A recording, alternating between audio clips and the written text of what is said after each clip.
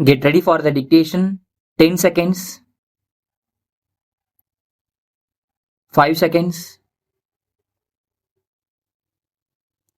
Start. Speaking on the budget in the Lok Sabha, an honorable member said, Mr. Speaker, sir, I thank you for the opportunity given to me to say a few words on the budget. First of all, I would like to extend my hearty congratulations to the Finance Minister on presenting a good budget in this House under the present circumstances of the country. For this, he has won the admiration of the whole country. Just now, a member of the opposition raised many points during his speech on the budget. I am glad that he expressed his appreciation over a number of points covered in the budget. I am sure that it is a testimony that there is not much for the opposition to say against this budget. I want to refer to another thing.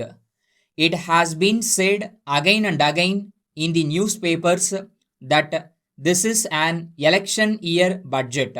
But I do not think that this is an election budget in any way.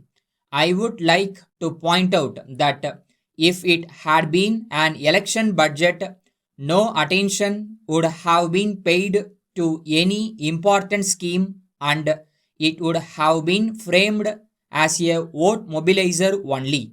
But there is no such point in this budget which makes it an election budget. So it is not fair to say that this is an election budget.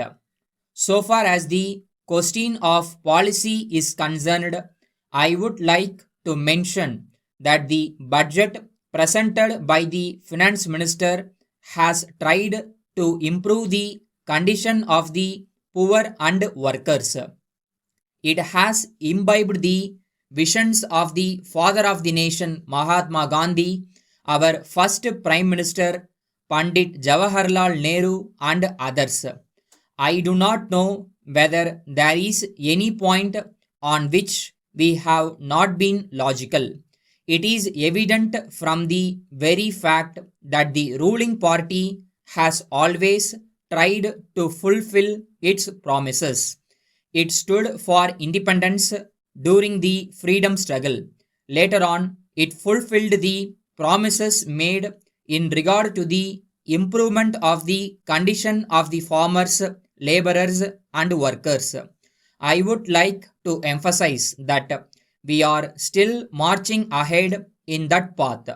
We had only stated that we would present an example before the world by uplifting the poor and the backward in this country. We are moving forward continuously in that direction. I would like to know whether these are points which would attract the criticism of the people. It is not proper to say that this is an election budget.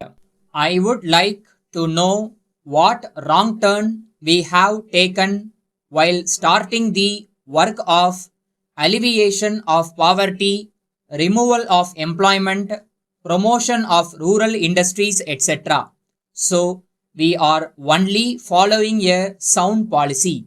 Finally, I would like to say a few words about the problem of inflation and soaring prices. I may point out that this problem arises only out of the implementation of various development programs. Anyone who has a basic knowledge of economics knows that deficit budgeting is only natural in a developing country. It is quite natural when we try to realize our desires and when we have a number of programs to achieve those ends. As a matter of fact, nowhere in the world it can be done without deficit budgeting. We cannot make progress with scarcity of resources and a lack of policies for development. When we implement development projects, it certainly results in inflation. We are doing our best to remove poverty. It naturally results in deficit budgeting and inflation. So, there can be no grievance about inflation in the present context.